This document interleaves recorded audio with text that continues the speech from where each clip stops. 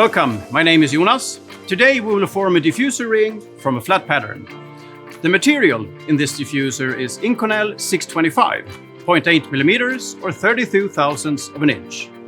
The final part is seamless with an undercut or a negative draft and is made in two forming steps.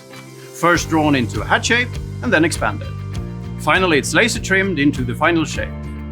Since it has the undercut or the negative draft, it is really difficult to either form or get off the tool after forming with most competing methods. But in our case, we use the flexible rubber and the high pressure to expand the ring from the inside and out. The tool itself has a loose upper ring that easily can be lifted off for part removal. And a real bonus with this expansion forming method is the really high tolerances with a minimal spring back. Welcome to the Quintus application team with your demanding sheet metal projects.